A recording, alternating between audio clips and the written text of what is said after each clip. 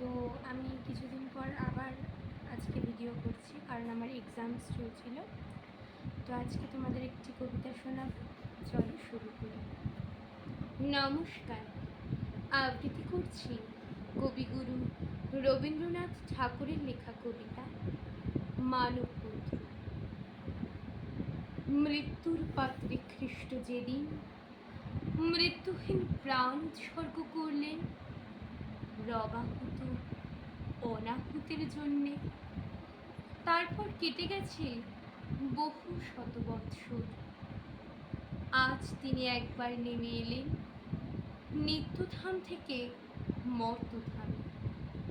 চেয়ে দেখলেন সেকালেও মানুষ ক্ষত বিক্ষত হতো যে সমস্ত পাপের মারে, যে উদ্ধত শেল শল্য, যে চতুর ছোড়াও ছুরি, যে ক্রূর হোক কুটিল তলোয়ারের আঘাতে বিদ্যুৎ বেগে আজ তাদের ফলায় শান দেওয়া হচ্ছে।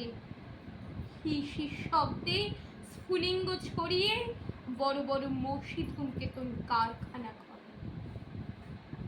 দারুণতম যে মৃত্যুবান নূতন তৈরি হলো, ঝকঝক করে উঠল নরঘাতকের হাতে।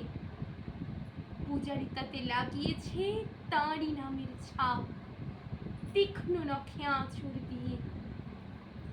খ্রিস্ট বুকে হাত চেপে ধরলেন, দেখলেন শেষ হয়নি তার নিরবচ্ছিন্ন মৃত্যুর মুহূর্ত।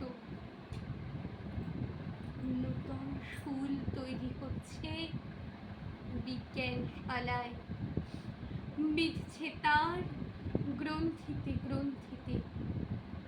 সেদিন তাকে মেরেছিল যারা ধর্ম মন্দিরের বেদির সামনে থেকে, তারাই আজ নূতন জন্ম নিল দলে দলে। তারাই আজ ধর্ম মন্দিরের বেদির সামনে থেকে পূজা মন্ত্রের সুরে ডাকছে ঘাতক সৈন্যকে, বলছে মারো মারো।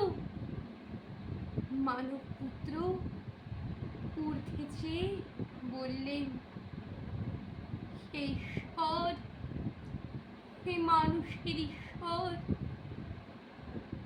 কেন আমাকে ত্যাগ করলে? নমস্কার।